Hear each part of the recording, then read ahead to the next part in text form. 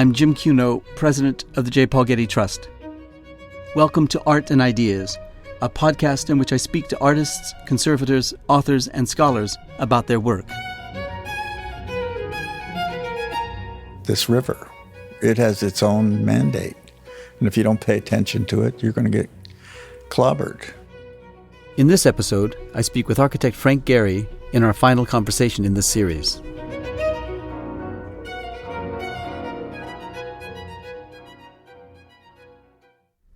The last time we met, Frank and I talked about the long and complex history of the development of the Walt Disney Concert Hall in Los Angeles and of the Guggenheim Museum in Bilbao, Spain. In this episode, we touch on several unrealized projects in New York and more recent initiatives, including another concert hall, this one in Europe, and the so-called LA River Plan. Once again, we picked up our conversation in Frank's West Los Angeles studio. So Frank, the last time we met, we ended with you discussing your long and sometimes difficult history, an ultimate triumph with Disney Hall. And now as we speak, the Getty Research Institute is organizing an exhibition exploring the relations between Disney Hall and Berlin's Philharmonie Hall, which was designed by Hans Scherome and which opened in 1963. It's said that your design for Disney Hall was heavily influenced, or was at least influenced by Scherome's design. Tell me if that's true, and if so, what about the Philharmonie that inspired you? What is it about that building?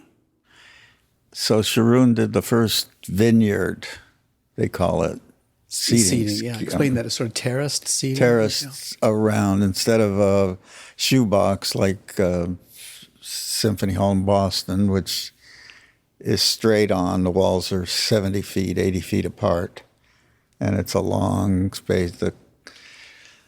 The orchestra is on stage, contained within the same wall, so there's no seating at orchestra on either side or behind. Scherome opened it up and pulled the orchestra forward and put seating around the orchestra and behind the orchestra, and brought an intimacy between the audience and the orchestra that hadn't been done.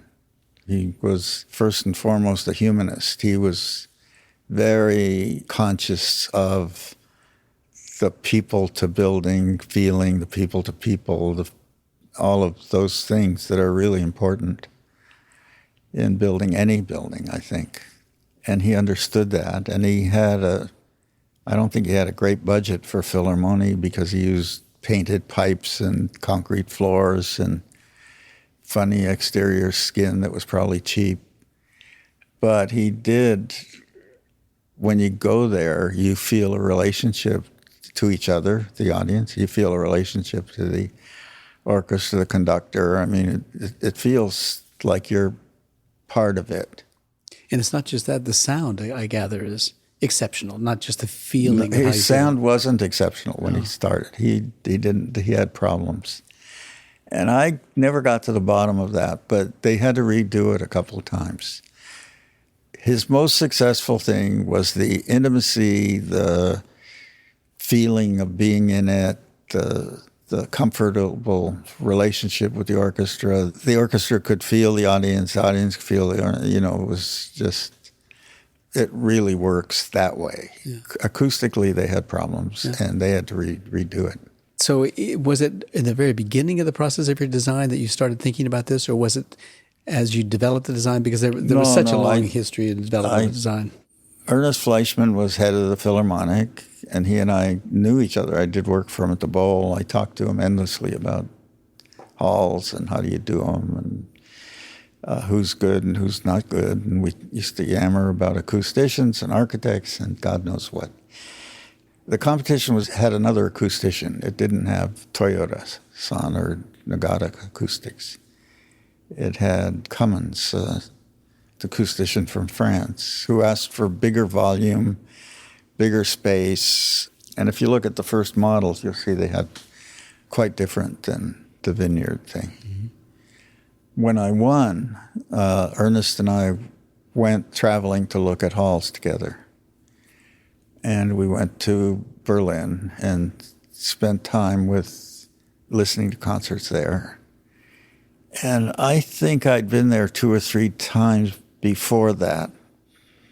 When we entered the competition, probably I went because I was looking for that. But the acoustician we had for the competition wouldn't let us go there.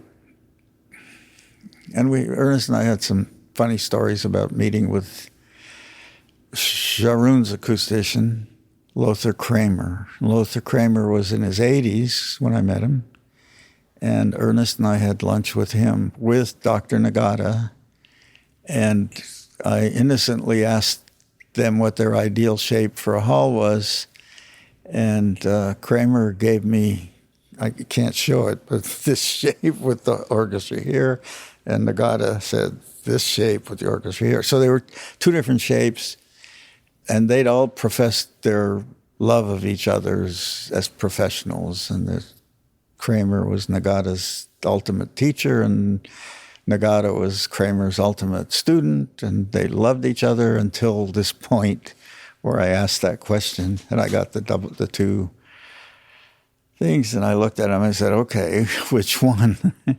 And that started a little yammering in Japanese and German. I don't know what they were saying, but it was anger. Yeah. Does every piece of music sound equally well in a situation like that? Were people in Berlin beginning to compose differently because of the setting of the hall? I think that if the room acoustics works for sound, for music, then it works for any music. The setting doesn't always work for every music because, like Pierre Boulez did a great piece called Recounts. He used the UCLA basketball arena and spread out and did it there. And that's, I think, the only time he did it.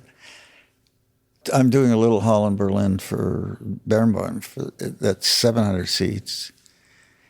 And it's being called Pierre Boulez Hall. And when I took the model to Pierre to show it to him, it was just 3 months before he died, I said, could you imagine Recounts being done here? It's a tiny hall. And he looked at me. He was kind of like, are you out of your mind? Look. And I said, well, Berlioz created Troyenne for a small opera house. And it's always presented in a big opera house. So why not take a piece that's created in a big space and see if it works in a small space? And he smiled. He said, try it. So Daniel Barenboim and I are going to try it. Yeah. So there are differences, I think. The way a conductor conducts in a hall can change the room acoustics. What about the hall itself? That is the exterior, the kind of scalloped shape of the roof and the kind of dynamic appearance of it. Was that at all of interest to you? Anything on the exterior, even from Sharon, you mean? Yeah, from Sharon. Even the skin of it, I know, which was, it looks metallic when you see it from a distance with the sun on it, but I gather it's not metal. It's a kind of... It looks cheap like and cheesy or sometimes, and people don't like it, I think. But did that appeal to you? Was there anything about that was of interest to you? Well, I'm more open to that kind of thing than most people, so I didn't find it that agreeable, but it was kind of grating a little bit. But you get used to it. I was just there, and it was... Now I just pass by. There's Sharon, yeah, great. I don't think I was inspired by that for Disney Hall, even though Disney Hall has curves. Disney Hall's curves started with just blocks, and I just peeled the edge to give it some form, and it looked like a curve. And then I started making the front look like sails, because when you go wing on wing with the wind behind you and the two sails out, it's kind of a beautiful architectural space. And I'd taken Esapeka sailing with me and showed him that space. And he composed a piece called Wing on Wing for that. I think that after we dealt with the issue with Sharon's acoustician and our acoustician, Ernest and I went to Concertgebouw. Amsterdam. And that was an epiphany for me, because I'd been there before, but I'd never experienced it like I did the night I went with Ernest. And it's a modified shoebox, so it's wider than a shoebox, and there's 700 people behind the orchestra. and it's like a mound of people sitting behind. It's more than you usually get in a. But that was done long before Sharon. Mm-hmm. So that was a precursor to Vineyard, probably. The conductor enters through the back door and comes down the aisle through the seats. So if you're late for the concert and you come down the aisle to your seat, you might get applause, thinking you're the conductor. That's happened to a friend of mine, and it was weird. They came late and they got it. The sound is great. The humanity, the feeling is great. It's got the traditional balconies. It looks like Boston, except it's wider, and it's a different shaped box. Yeah, yeah. And so I became enamored with that, and I made like 40 or 50 models of different varieties, but that was the one I liked a lot. And so the Disney Hall is a box, and it is a wide box, and it's more like Concertgebouw. And it's a hybrid of the Concertgebouw, but putting in the seating like the Vineyard. Yeah. So it's a kind Whenever of, you look into a list of people's favorite concert halls, the three you've mentioned, your own, Sharon's, and the Concertgebouw, are always among the top 5. Yeah. Always included. And now you've been given this project also in Berlin. You mentioned it already for Daniel Barenboim for the Devon Orchestra. And it's going to be much smaller, as you indicated. What about the 700 seats. Yeah. What about the commitment, the cultural/political commitment of the orchestra that inspires you? How do you want to respond to that? Because this is an orchestra that brings, we should say, musicians, young musicians from the West and from the Palestinian Authority and from the East together to create a kind of cultural mix. Mm-hmm. Is that something that moves you with a special sense of responsibility? Oh boy, it does move me, because I was a kid in a small mining town in northern Ontario. There were only 30 Jewish families, and I remember vividly an event they had to celebrate the state of Israel was becoming a state back then. I forget just what point it was, but there was some event related to it. And the Jewish community got together and had a dinner to celebrate it. And my father, who was not well educated at all, grew up in the streets in New York City, very poor. And he got up that night and made a speech that I didn't know was in him. And it brought tears to my eyes, and it still almost does, about what it meant. Now, here's a guy that didn't care about religion. I mean, my house, when growing up, had people from all races, cultures, everything. He was really open. The family was really, my babysitter was a black boxer that was retired, something. So I grew up with that, but this meant something to him at that point, because in Timmins, there was the town we lived in was a lot of anti-Semitism. I was getting beat up constantly for killing Christ. And I kept coming home saying, I didn't do it, I didn't. That moved me. So, and my grandfather, when I was with him, would teach me Talmud, and that moved me. And he would talk about the Wailing Wall. And so I finally got to Israel and saw the Wailing Wall, and it was very emotional, blah, blah, blah. So then I got involved with Israel in a project, and it turned out that it wasn't something I really was in. The politics of it weren't consistent with mine, and so we amicably departed. But I was feeling guilty about all that, and wondering, I still couldn't detach myself from that place, because it meant, those emotional bonds were there.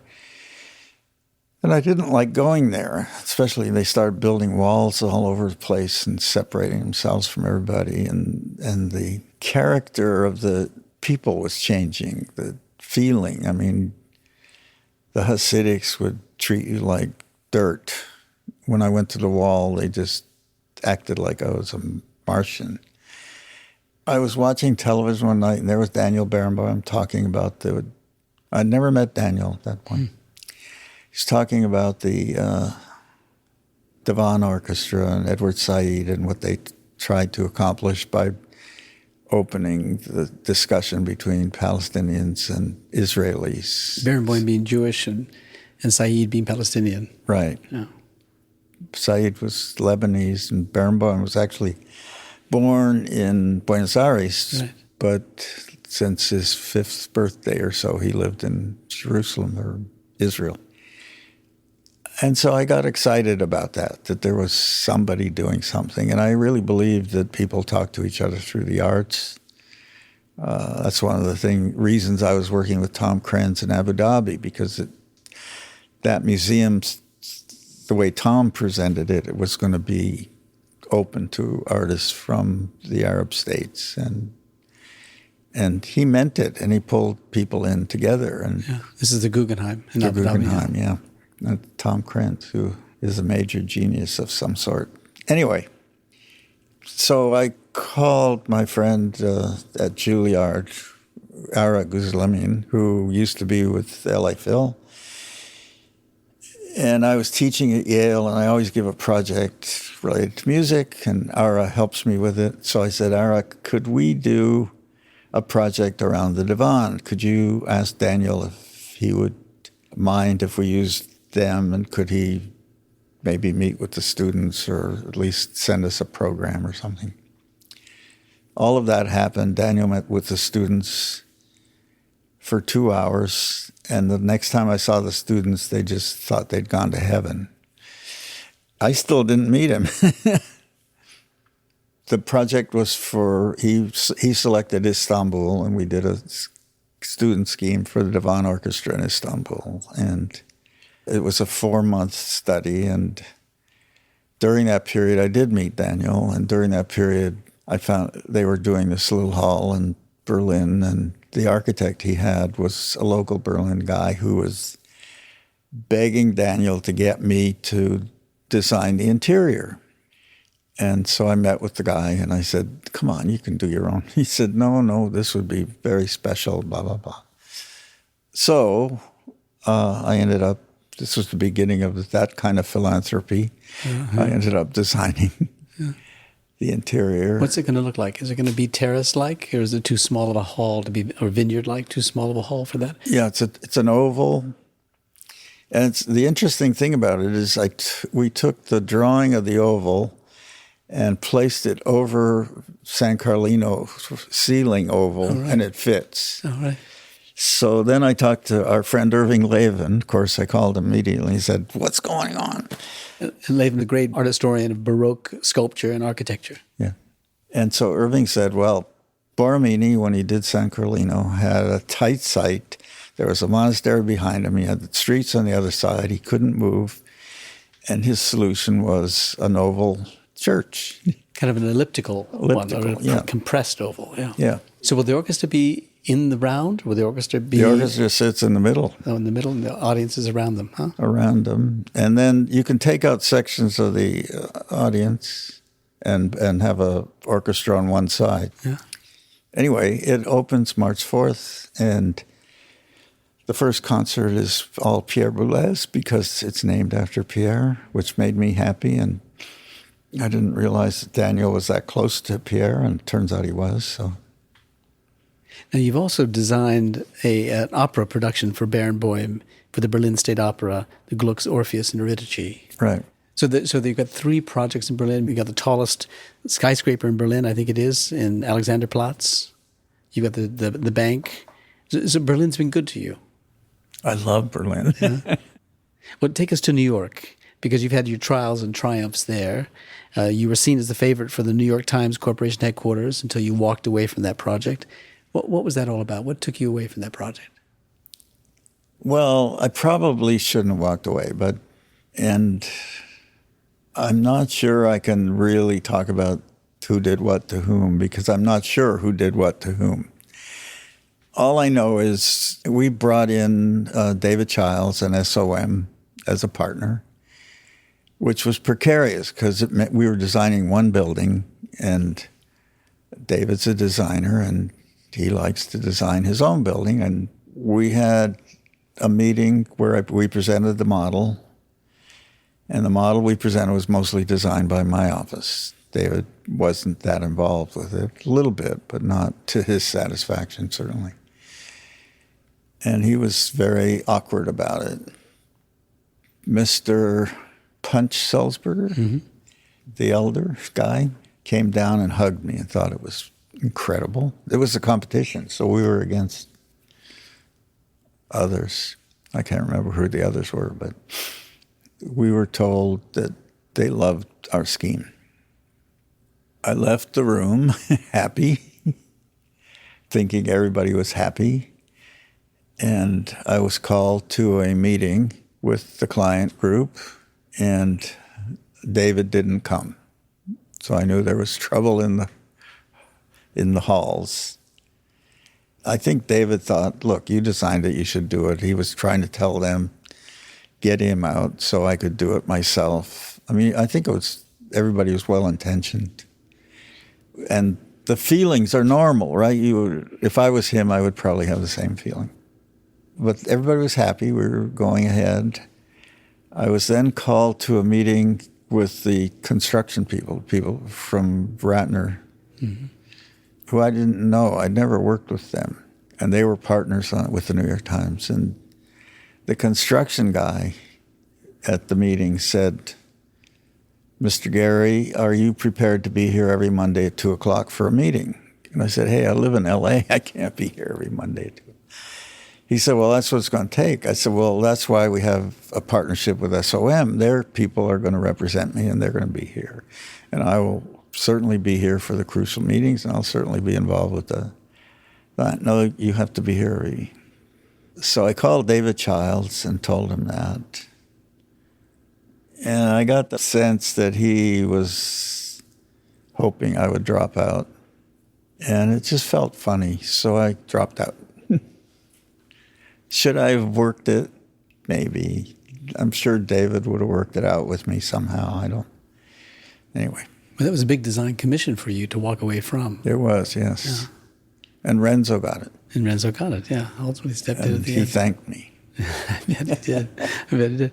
And then you reintroduced yourself got involved again in a project with Bruce Ratner, and that was Atlantic Yards in Brooklyn. Well, right? 2 years after the New York Times thing, I got a call from him saying that he wanted to meet with me. He had this city building project, and he realized that I was interested in that kind of stuff in the first go-around. So he offered me the whole project. Yeah. I mean, we think of it now as a home for basketball, but it was going to be developing that whole big project with lots of mixed use and housing and everything. It was a basketball arena as well as a hockey arena. Dear to your heart. Huh? Dear to my heart, yeah. And then it had housing as part of it, and it was building a beautiful corner in Brooklyn. There was an intersection there that could really have become a center. It had to deal with the railroad tracks, and it had park land and housing. So it was open space housing. It was a quasi-socialist architect-type dream. And he took you down the road a while on that project. We went quite far down the road with that until the recession happened, the 2008 bust. Of course, Bruce was running the New York branch of a big family company from Cleveland. And so the family had always been suspicious of anything that looked new or different. There was a certain kind of product and building they'd done, and they'd been successful over the years, and Bruce was a renegade for them. So I always felt the skepticism, and poor Bruce was caught in it. The recession hit, and so the skeptics rose over and took over, right? So no longer was the arena going to be for hockey, and the arena was not going to be built with housing around it. It was going to be on a clear site. They were going to clean it up, make it a standard arena. They were going to buy the plans from Indiana, from the arena that had been done there. I forget the name of it, which they did. They bought those plans.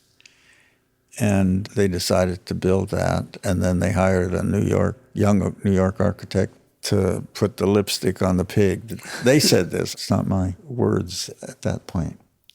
The housing was difficult because they were getting a lot of blowback from the community and on all kinds. Was it gentrification? I don't know. Anything they wanted to do was bad. Yeah. They ended up getting the short end of the stick probably compared to what they would have gotten if they just played partners with them. Yeah. But now that was a blow. That was a hard one for me. Yeah, I'm sure. Because it was the design at the end, not the design of the whole project, but the kind of veneer of the building had a kind of look that was acknowledging your original design, as I recall. I have not been able to go there to look at it. Mm-hmm. Did it feel different when Barry Diller came to you with the project? Barry personally didn't come to me. It was Marshall Rose. Marshall Rose is a developer in New York, or what was. I think he's retired now. And I didn't know him, and he asked me to do the building. And then I found out it was for Barry Diller. And as we were designing it, we had meetings with Barry Diller. And he did have input on, he wanted a white building, a glass building that's white. Right. And I said, you can't do it. It's always black. So we struggled with that. We got special glass, we got everything, and we did the frit thing. And did it feel like a breakthrough building in New York for you, or just another building? I don't know that I ever think anything's a breakthrough. I mean, like Bilbao, I guess you would say was a major breakthrough of some kind on 20 different levels. I love going there. People like me, and they like the building, and it did all kinds of nice things for the community. The only thing I always want to say about it to anybody is I was on budget. So I never talk about the other parts of it. Did 8 Spruce Streets or Bruce Ratner project, did that come along about the same time, or did they come along after? Bruce Ratner asked me to do 8 Spruce Street while I was in the middle of doing the Brooklyn project. And when it was designed and it was under construction when the recession hit. And we had dinner at a cafe across the river looking at the site. And Bruce said, we're going to have to stop at the 40th floor. Will that be okay? And I said, no. What was it designed? How many floors was it designed for? Or did you think 76, so it was close to halfway up. And I think it was already close to that height when we were having dinner looking. And his chief of staff sat there with him, and she said, no, we can't do that. He said, I don't want to do that, but we may have to do that. And Marianne Gilmartin, who worked for Bruce, I don't know how she did it. She worked her butt off. But this uncertainty lasted 3 or 4 months. So they stopped construction for 3 or 4 months. And so I was prepared for a bad outcome. And then she got it through and got it built because she went through and studied the numbers, and it was cheaper to finish it. And she could prove that. Now, all of us knew that, but nobody would listen, and she proved it. And so they got it built. Yeah. It was really close to budget. I don't think there was any problems on budget. They always were happy with it.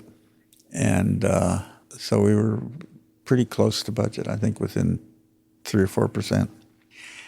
When it was finished, they put it out to rent. It was rented in a few months.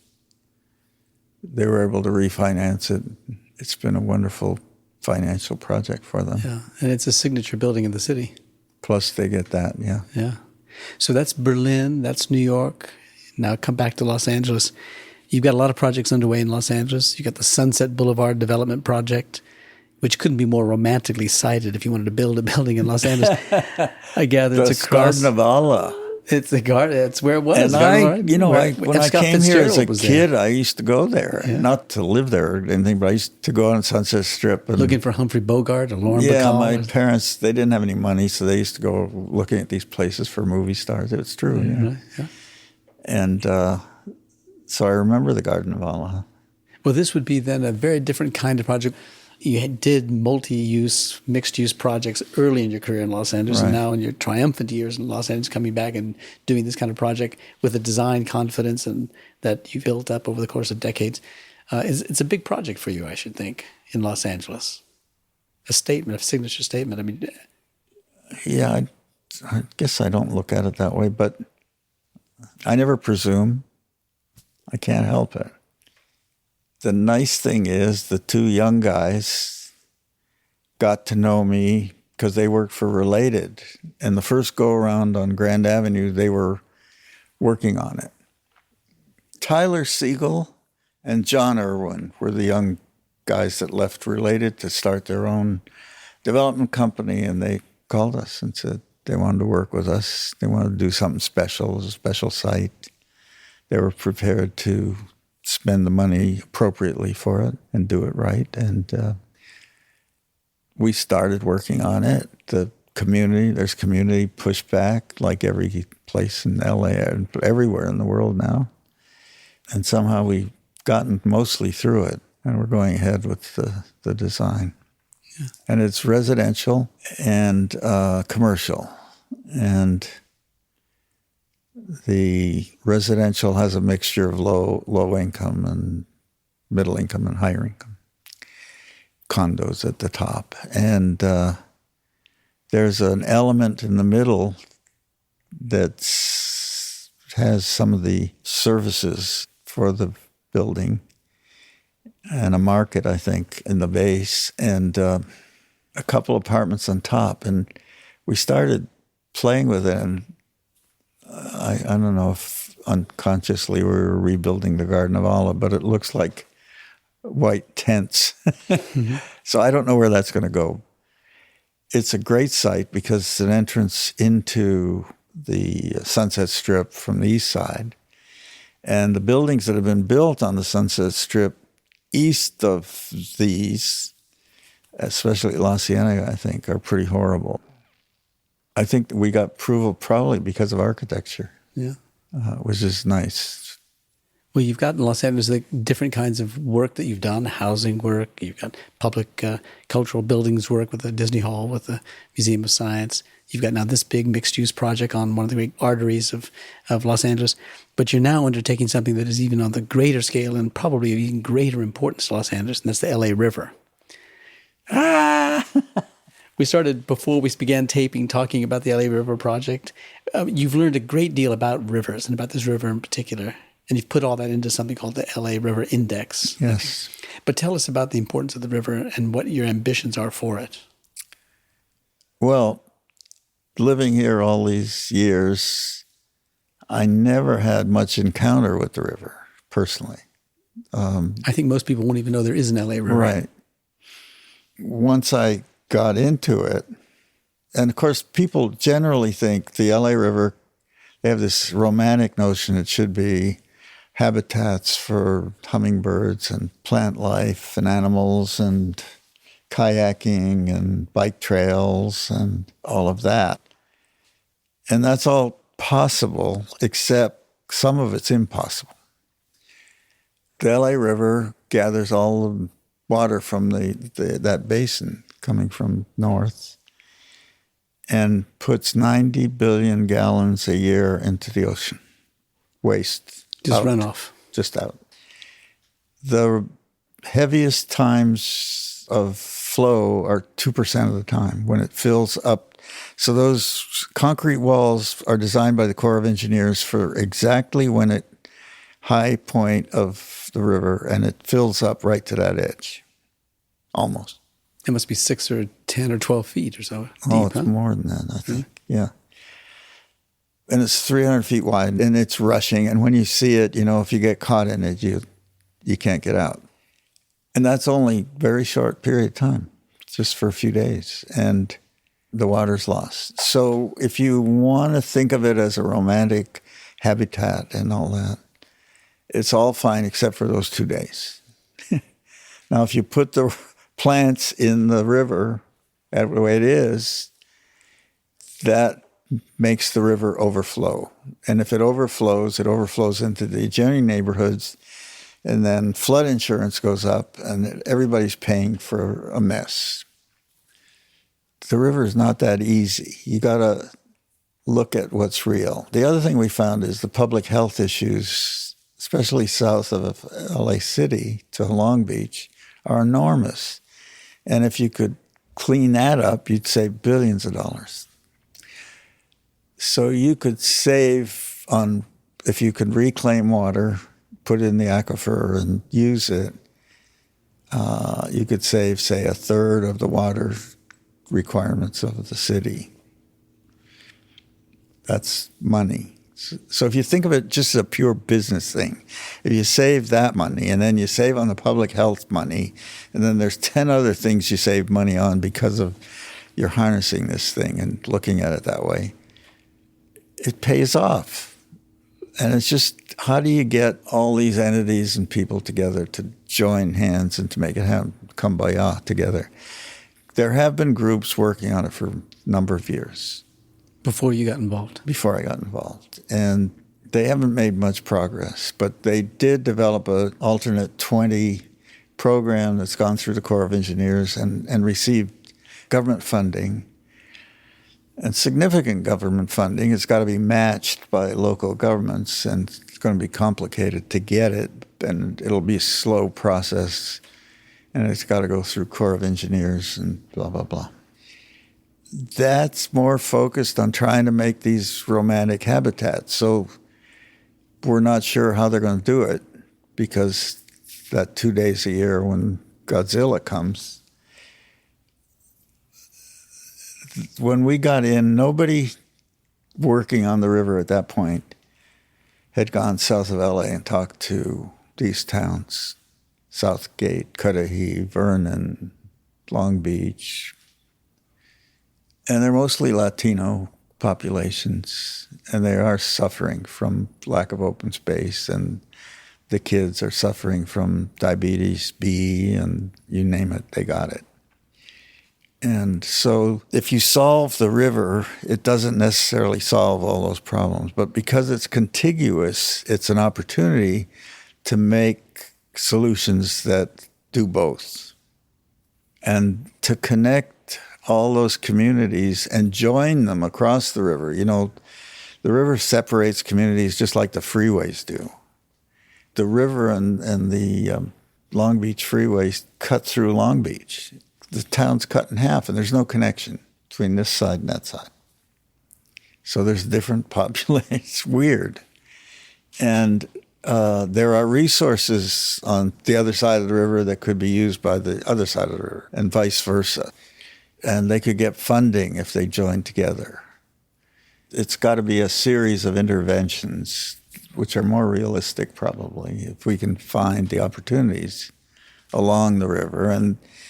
And I think that model would work for having other talented people in the city participate. There's a broader spectrum, and we should work on it together. You know, I'm struck in the first time we talked on this podcast, the first episode of this podcast interview, we talked about your interest in urban design, and that you're going to Harvard, and the misunderstanding that what you're going to get when you went to Harvard graduate school, GSD, was going to be urban design, which turned out to be urban planning, which turned out to be economics, didn't turn out to be design, and so forth. You know, since you've come back to that now at this point in your career, that this project isn't so much about building buildings, but it's about addressing large urban issues. Right. That must exciting. Must be it's exciting. An opportunity missed long ago. It's exciting, and it's got a potential of creating a network of colleagues and people to work together, which I love the idea of, which a lot of people think I'm going to take all their work away from them, which I'm not. I'm too old to take their work away from them. I don't have time to take their work away from them. I just would like their work to comply with the standards of the requirements of this asset, this river. It has its own mandate.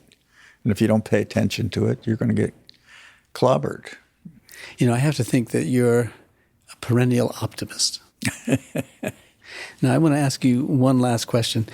You brought up your father before on this episode, and in Paul Goldberger's biography of you, he cites and describes a moment when you're at this 8 Spruce Street tower, just completed or near completed. You're having your birthday party there. Bruce Ratner has given it for you. It's finally got this building built after all these many years. And you said at the time, this is not far from where my father was born. It's hard not to think of him here. I really wish he could be here and see what I've built in the city where he grew up. My father never saw my buildings, and he thought I was just a dreamer. I think he would be proud of me. I would like to think that he would see this building and feel that I amounted to something. Now, given all that you've done in and for Los Angeles, and given the fact that your father lived the last 15 years of his life in Los Angeles, and he saw you become an architect here, do you think he would have been proud of what you've done here? He would have been proud that I was making a living. He didn't think that was going to happen. He had a hard time himself, but, I discovered evidence after he passed away, and over the last 10 years, which is a long time since he's gone, there's evidence that he was an artist of some kind. He was not a businessman. That's why he failed as a businessman. He was drawing. He was doing things. He was doing window dressings for stores. He was whatever he could do. But the things that he was doing that he got positive reaction to had to do with artistic talent. And so it's become clear to me that whatever DNA he passed on, because I was wondering where the hell did this come from? And now I got it. So too late, but for him. But anyway, maybe I'll see him again sometime. Yeah. Well, thank you, Frank. Okay.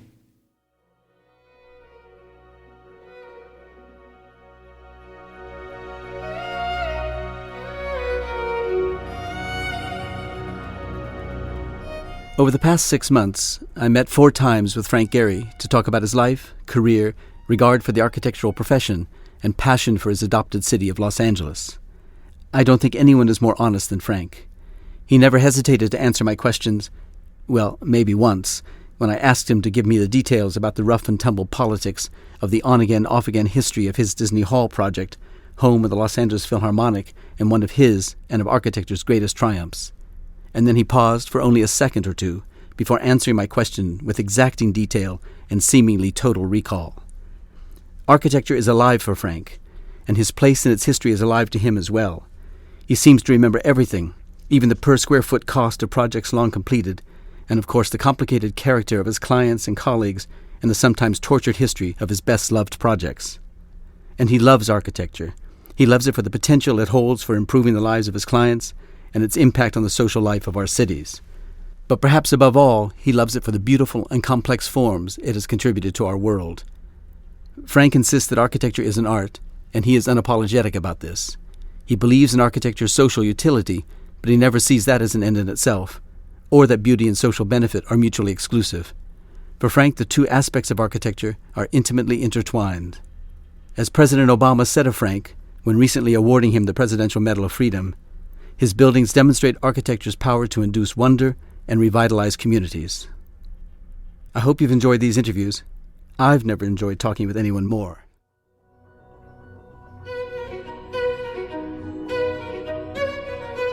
Our theme music comes from the Dharma at Big Sur, composed by John Adams for the opening of the Walt Disney Concert Hall in Los Angeles in 2003. It is licensed with permission from Hendon Music. Look for new episodes of Art and Ideas every other Wednesday. Subscribe on iTunes, Google Play, and SoundCloud, or visit getty.edu/podcasts for more resources. Thanks for listening.